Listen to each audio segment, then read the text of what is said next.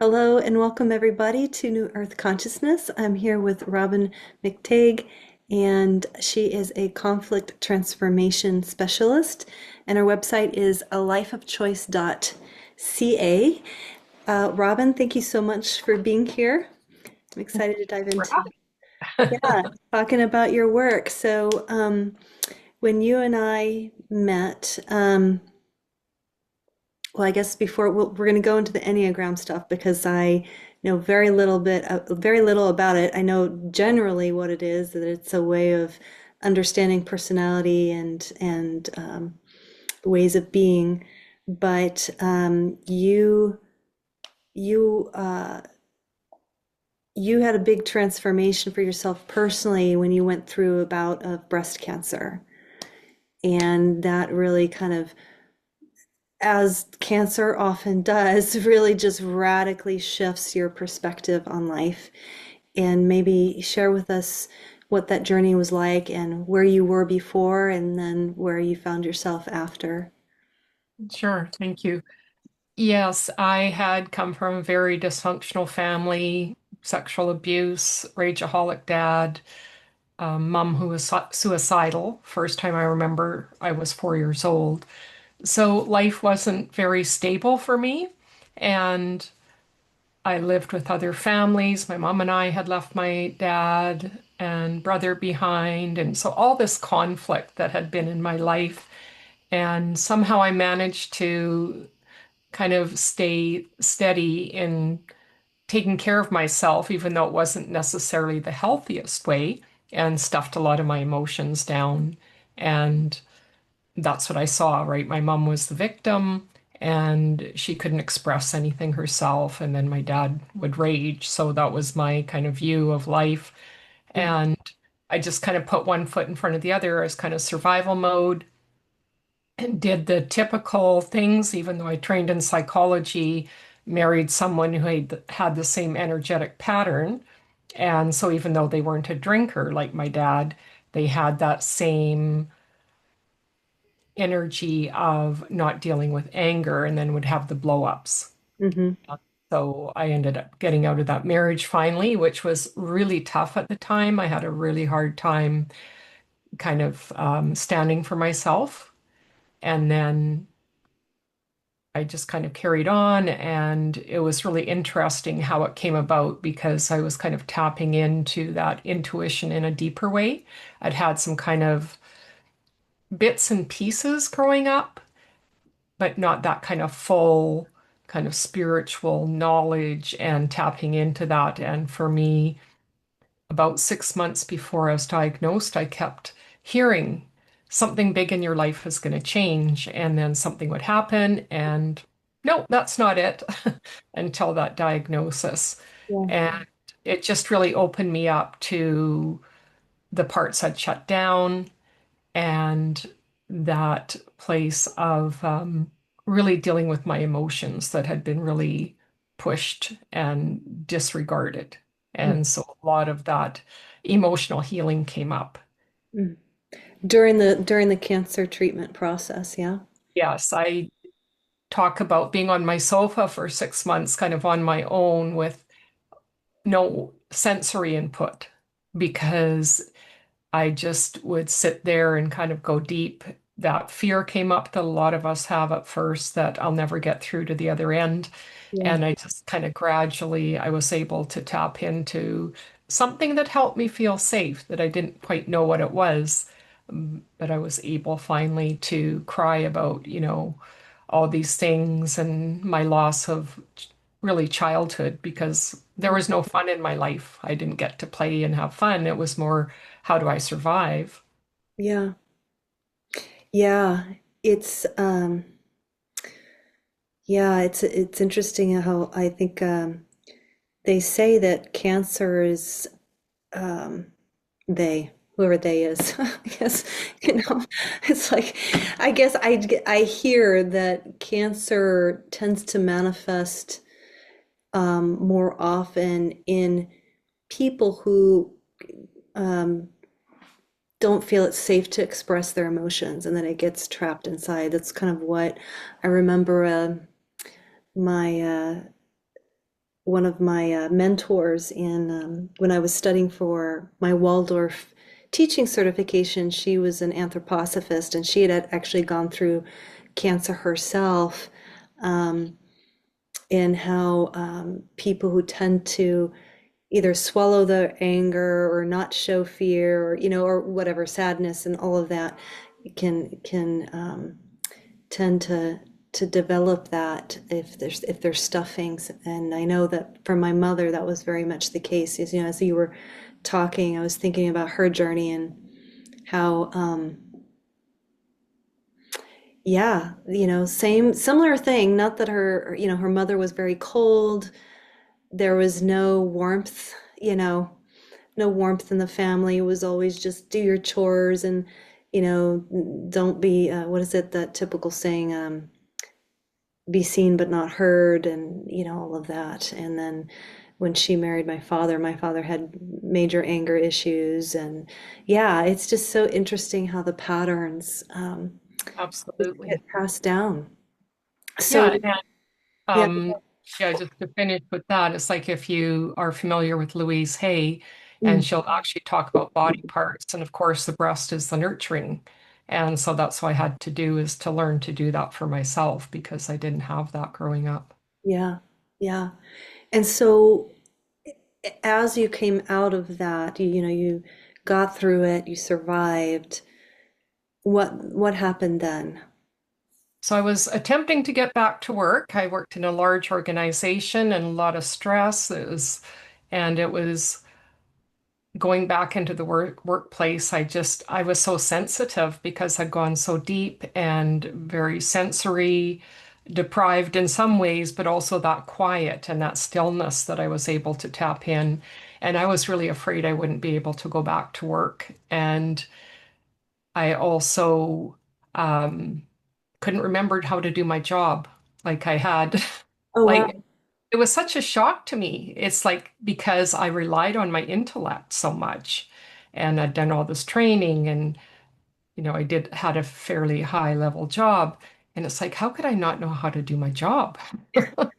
And luckily I worked in an organization that helped me to do some projects and gradually it came back, but it took about 6 months.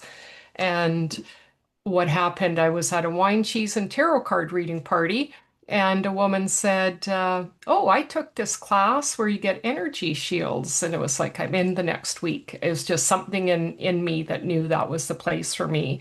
And Mhm. so I found a meditational and healing system that I teach today. So I've been doing that for close to 25 years. And that was a really steadying thing for me, a grounding system, learning to bring the energy in that I wasn't letting my energy be leaked out to other people. And as a lot of women do, allowing myself to keep my energy for myself, which allowed me to also, with the shielding, know what's my energy and what's someone else's. So I wasn't kind of going into them and to figure out what was going on because I had to have that vigilance so much growing up.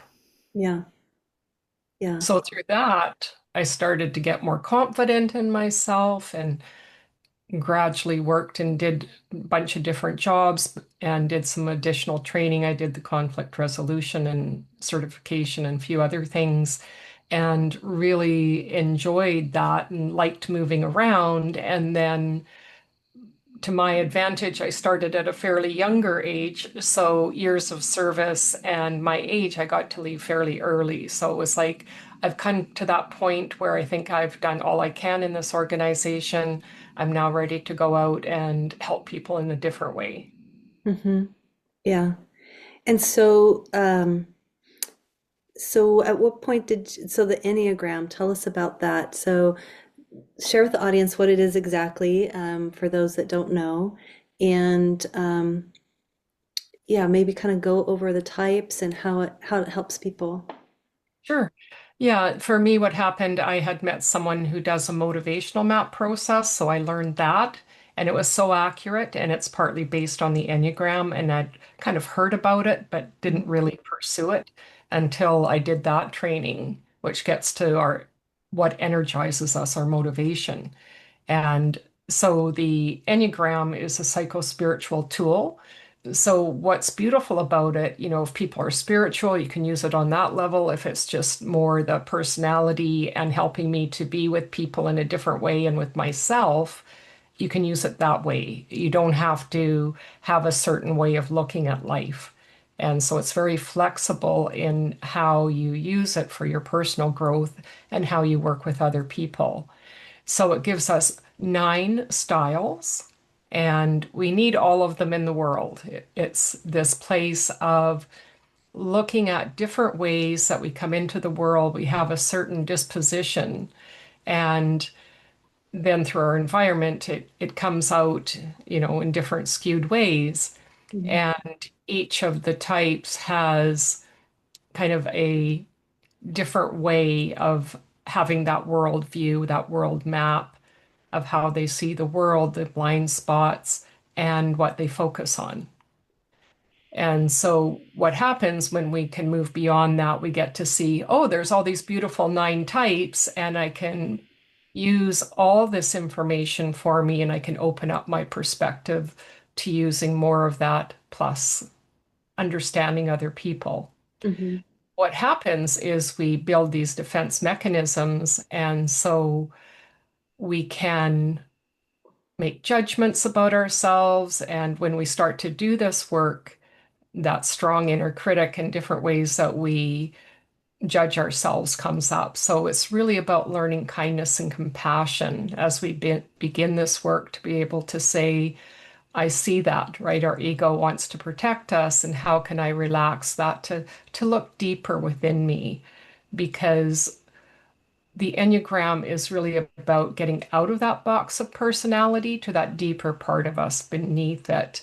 And we do see a lot in social media. It's become more popular, but sometimes it's just about putting us more in the box rather than looking deeper at, now I have that information. How do I use it? So it's about a transformational process. It's not just describing it like a lot of systems. And that's why I love it, because it's very transformational in its origin and what it's used for. So we have a circle and we have 3 laws because there's 3 different symbols within it. So this is one without any names or anything on it. So we have the outside circle for the unity, the law of one. We have the triangle for the law of three, and that's Mhm. about change and looking at things in a different light. When we can hold 2 things that seem different at the same time, something new comes out of it instead of being in that either or kind of Mhm. thing.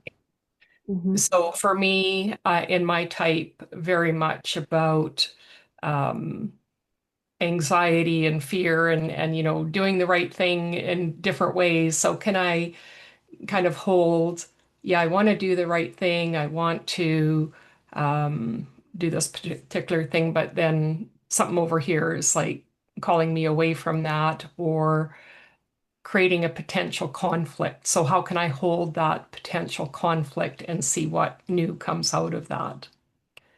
And then the 7 is the hexad is for the different lines of growth and opportunities as we move through our transformational process. And so what happens is we have 1 through 9, and there's lots of different names for each of them, some very traditional, some kind of more modern. And you could probably, if you looked it up, probably find 15 different names for each of them. So Mhm. not to get really stuck on the name. It's more about what is the energy that it brings and what is that higher goal of that particular type. And we have different levels of development. We're usually around the average range and we kind of bounce up and down. And the more we do that internal work where we're just kind of with what and who we are and those patterns that we do and kind of lighten up on ourselves and not try to fix ourselves, to just see that's the pattern Mhm. and I be with that, kind of breathe through it and say, yes, I do have a choice here. So the more that we're with it and see it, which is can be very challenging then as we move that through that process, we have more and more choice. And when we're really stuck, we go further down the levels right to the place where we need major support. And then again, at the top, it's like I'm really shining in what I want to represent in the world and the types of values and the energy that I want to bring to the world. So I'll just go around, and we have three intelligence centers. And so we have the body or the gut, the heart, and the head. So we say three centers of intelligence, and each type tends to have a preference. So we tend to leave, and one of the goals is to work with ourselves to bring all three in and Mhm. to notice when we're out of balance. And so, for example, do a three-centered practice every morning. I have this practice and I have my regular or other meditational practice. So I do both of those things every day. And throughout the day, if I notice I'm kind of off course, breathing back into those three centers, are they working together? I tend to be a head type. So am I too fixated on the thinking? Mhm. What's my body doing? What's my heart feeling? And sometimes we don't know. It's a process to do that and to spend that time with ourselves. And that can be the hardest thing because we forget ourselves every day. It's like washing our face or brushing our teeth. Mhm. And one of the reasons that I love the Enneagram is because it helps for me, I had the spiritual community, and I find the Enneagram is a very grounding presence in our humanity. And I love how they work together because it helps us to see we're all human. We have all these behaviors. I don't have to feel ashamed that that's just humanity. And yes, I forget myself. And yes, I do these things. And how can I let go of that judgment and say, yeah, that's just what happens. Yeah, it is a funny thing, isn't it? How I don't know, I guess in Western culture, I don't know about other cultures, but certainly Western culture, that yeah, we carry around such perfectionism and self-judgment, and yeah, we can find ourselves just stuck in this loop of thinking that we're always having to fix or improve upon something. But I think it's interesting, like, because you were talking about transformation, and I think we forget that transformation is not synonymous to improvement. You know what I mean? Like, yeah, let's dive into that because I feel like, transformation is really, I always go to that metaphor of the caterpillar and the chrysalis and the butterfly. It's really about, and it's not that the caterpillar is a lesser version of something or that the butterfly is better. It's just that transformation. I guess because if we were to think, okay, if we were going to improve upon the caterpillar, right? Let's say maybe we would think, oh, well, it needs more legs, or I don't know, like, you know what I mean?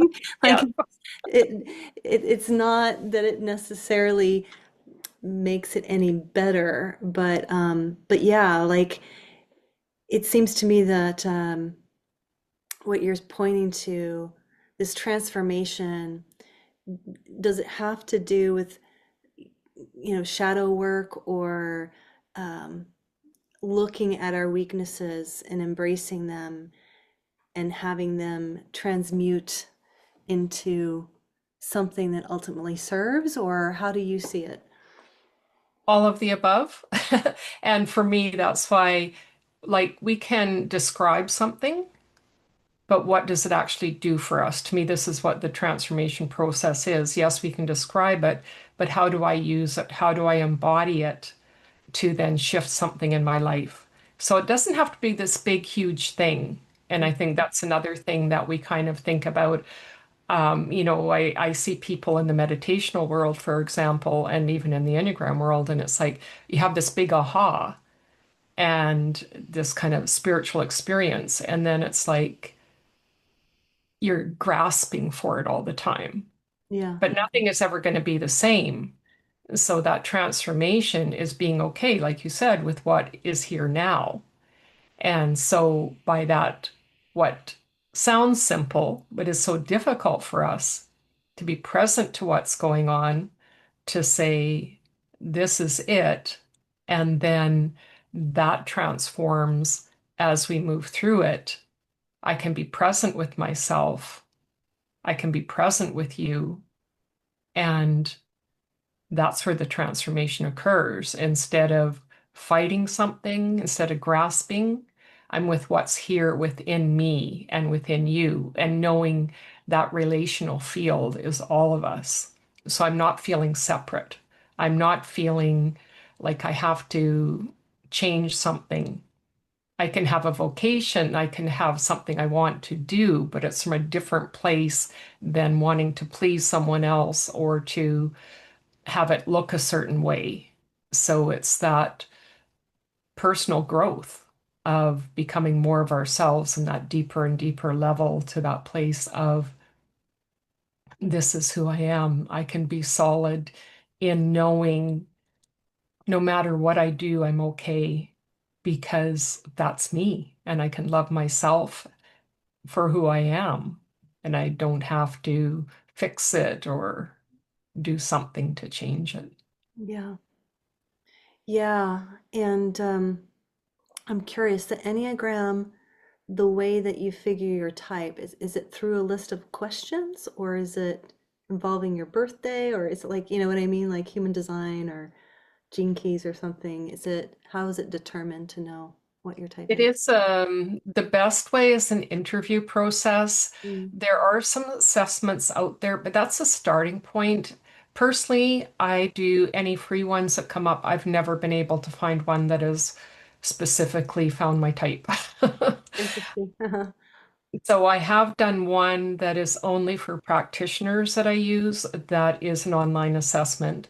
So I had to do extra training to use it. And there is one through the Enneagram Institute, which is pretty good. But again, even as a practitioner, if I have a client do that, I'll say, okay, let's look at those top three. Let's work through it Mhm. because people, the problem with a lot of the tests is it looks at behavior rather than why we do it. Because we all have the same behaviors. We all get angry. We all want love. We're human. These are things that we do, but why is it that we're doing it? So you and I may do that in different ways, but why? For me, it might be I want that connection with you. And for you, it might be I want to show the world that um, I have value, you have value, that we all have value. Mhm. So it's more about that underneath part, which is harder to do with an online assessment. Right. And so having someone to coach you and to not hold it so tightly, right? That's just the beginning. And what we talk about is if you're on that trajectory looking at the different aspects, if there's no change or no growth in what you're doing, you're probably mistyped, because certain ones sound better than others, and we kind of want to be that. Hmm. Right. And there's one particular type that gets overtyped a lot.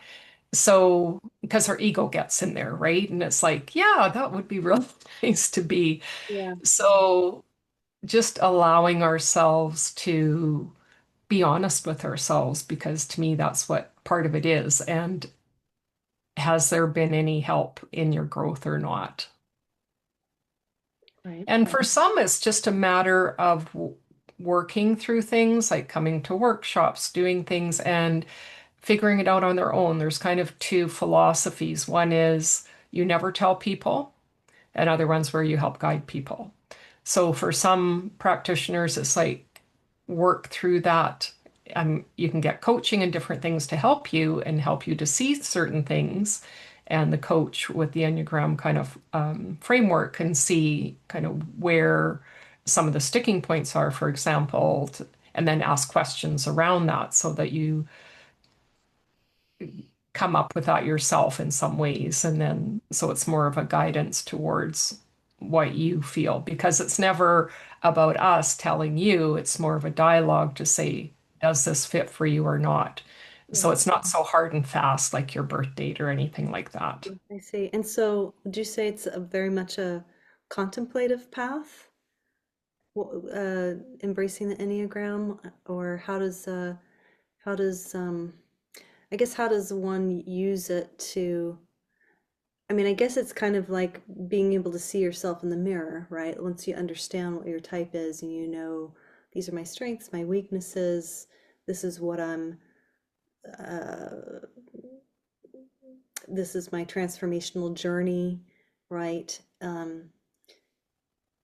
How is that then? Is it through meditation? Is it through certain processes? Like how does the client get supported through the journey?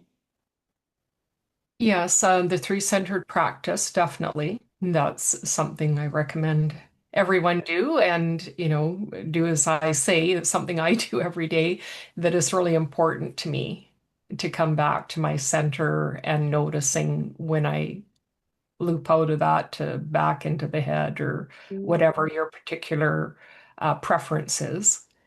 And then it's starting to see those different parts. And the type is just because we have bits of all of them, but there's that one main starting point that gives us the most growth.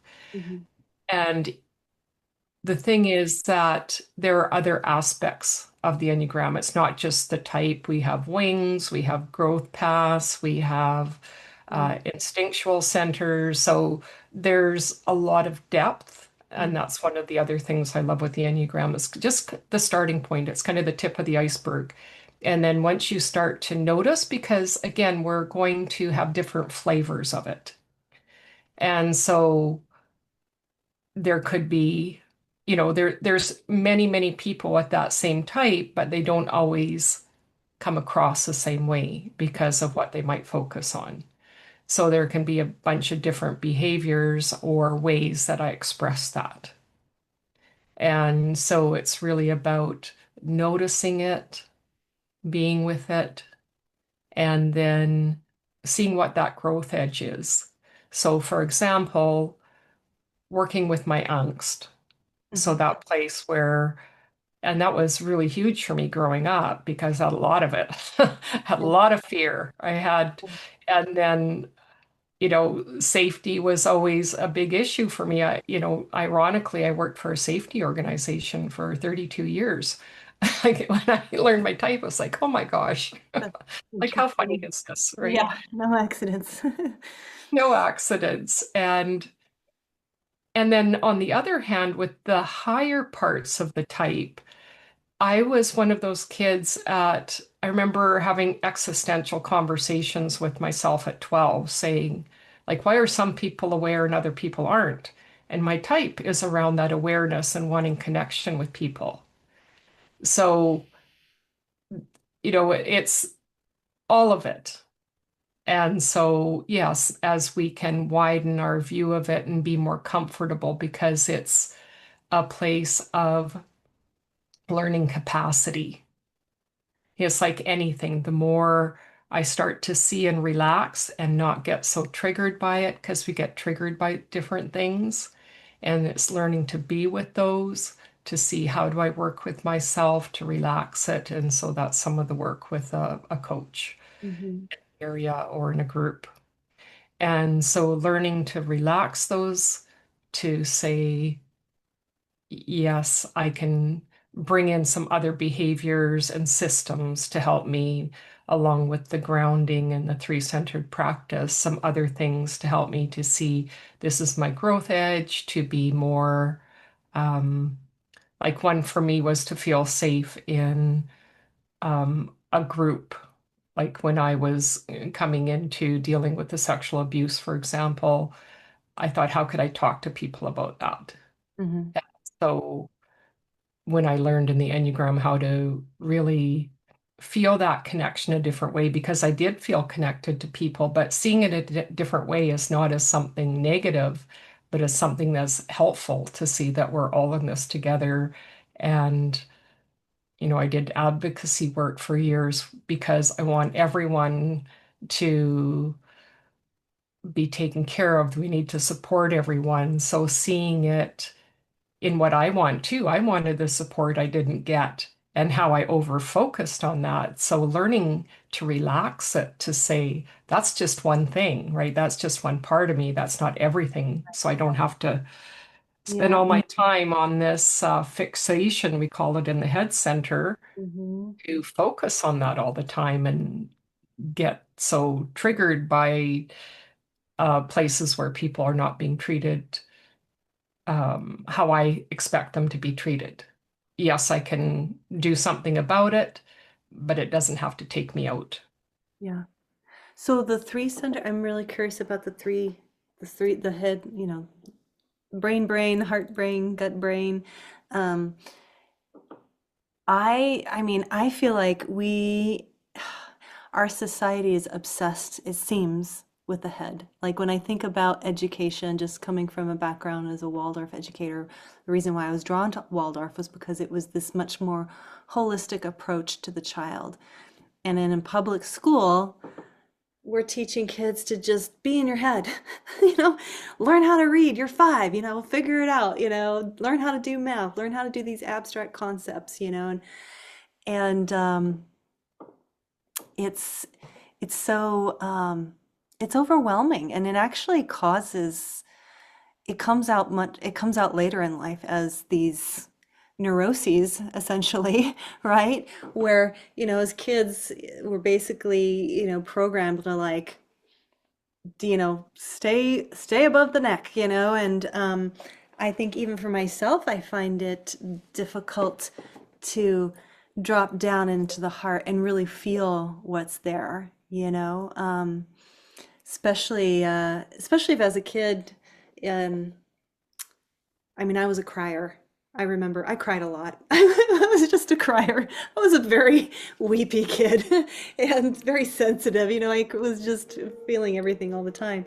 And then, somewhere down the road, it was like, no, that's not okay to do, And so, crying is not something I do very often. And so um, but there's certainly a yearning to want to feel connected there, to want to be connected to the lower center. And so, is the practice just simply bringing your awareness there? Like, what's the general process to that? So the process is to start with a 7-minute practice. And so we spend 2 minutes in the body, 2 minutes in the heart, 2 minutes in the head, and then a minute noticing how they're connected. We always start with the body because the body is what's here now. And we're just noticing how our breath is breathing us, not making it any different, just being with what is here in the moment. What are the sensations that I'm feeling? How can I notice my back against the chair, my feet on the floor, all of these ways that we connect to the here and now, because that's the whole um, process altogether is that embodiment of what we're learning of what and how to be solid enough in ourselves so that we can deal with the challenges that come through the triggers and the different ways that we're learning. So starting with the body and just noticing, and it helps to relax us. Our body is so thankful when we pay attention to it because most of the time, like you say, we're in our head. So we always start with the body. And then in the heart center, it's just noticing what's here right now. Is there a bunch of conflicting emotions? Is there maybe nothing I'm feeling in the moment? And sometimes it's just for me appreciation. Sometimes it's a warmth.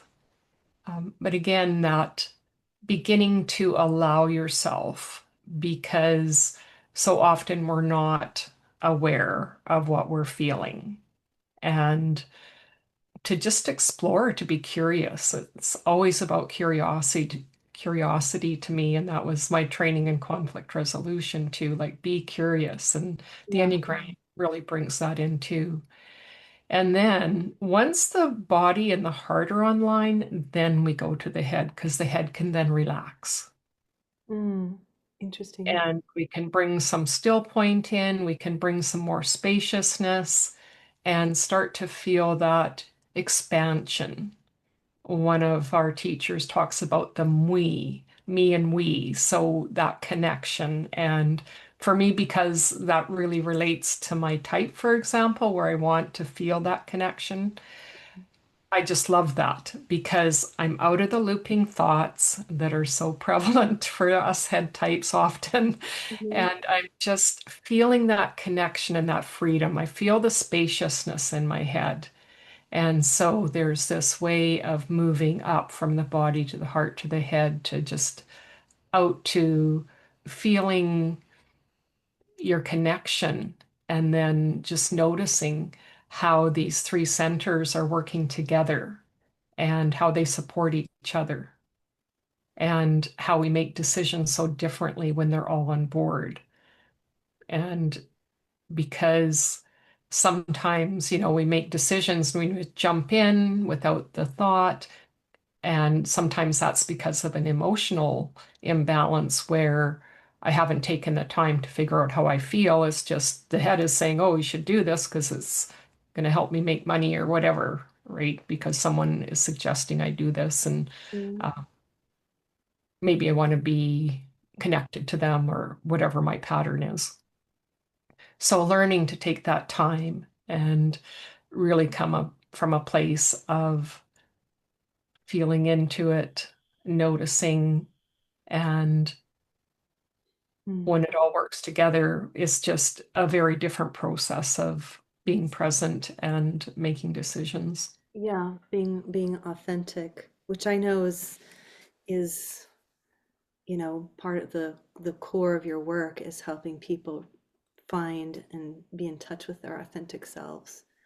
Mhm. Yeah, the world can be such a loud place, right? Oh my goodness, it really is. And yeah, it's beautiful that we have something like the Enneagram to help us stay true to ourselves so that we can be in harmony with ourselves and with others. And I was looking at your website, and I read these 6 words that I just want to read out loud to the audience because I feel like they're really powerful. You have on your website: live positively, respect, integrity, authentic, own actions, and follow through, and acceptance. Like, to me, I'm like, well, that pretty much covers all the bases, right? Like, what else is there, to living a full and, fruitful life? Is there anything that you want to speak to about that? Is that kind of like when you work with people, you kind of dive into those different areas or themes and help them gain clarity about each one? Yeah, because that integrity is really living what's important to us from who we are, that place of authenticity. And, acceptance is one of those higher heart places.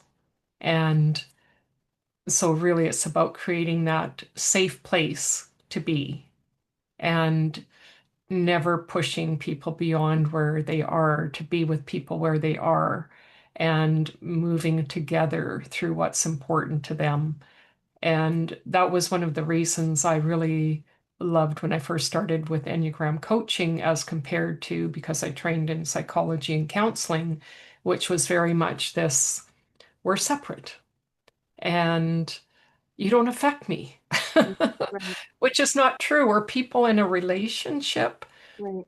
And the Enneagram is about that. It's like you're affecting me. I can cry together, I can laugh together. And so I don't have to feel I can't be myself. So it's both of us bringing the authentic Mhm. relationship and that helps us to relax, to say, oh, I can do this, right? Because we put so much pressure on ourselves in relationships.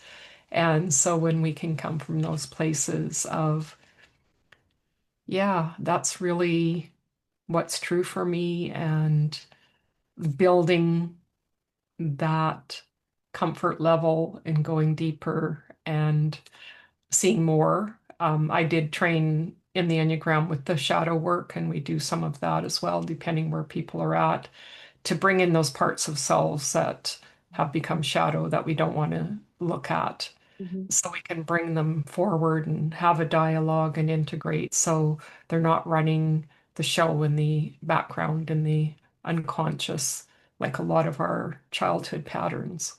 Yeah. So we only have a couple of minutes, and I wanted to, I guess, give you the opportunity to share what, how can people work with you? What do you offer? Because you have a lot under your belt. I was looking at what she's like. You are certified in a lot of different things. Yeah, obviously this has been that this work is, your passion, and you're devoted to it. So, um, yeah, how can people work with you? What do you have to offer right now for them? There's a free relationship meditation on the website, and that one it's about, I think, 14 minutes or so. And so I walk you through kind of a different stages where you can stop the meditation if you feel you've had enough. So I really try to build that in, where you're looking at relationships and how you might be able to reframe or feel differently about them and see them in a different light. I do a package where I do your motivational map, your Enneagram, and an integration session. And so it gives a lot of information to you. And that third session with the integration, how we can bring that in, giving practices to say, how can I work with my type and my motivators and bring more energy to my life and understand myself and be Yeah, present with myself and others. And then after that, if people want coaching, I teach the meditation and healing course. I'll be offering the anxiety and depression workshop. I'll be setting some dates shortly. And I try to keep up to date on the website with adding events as they come up. I'm yeah. just in the middle of redoing onto a new website to do some refresh it, let's say. Okay. Yeah, awesome. So the lifeofchoice.ca will still be there. And if you have questions, if there's anything specific, I really like to have flexibility depending on what people need. I really don't like to just recommend one thing. It's more about having a dialogue. Where are you at? Can I support you? How can I support you? And going from there. Beautiful. Awesome. Robin, thank you so much for being here and for, yeah, diving deep into sharing what the Enneagram is in this um, particular interview. Of course, would love to have you back. You've got other things that we could dive into as well, maybe another time. But to all who are listening, please like, share, and subscribe. And Robin, thank you again for being here. Thank you for inviting me. It was lovely. All right, bye everybody.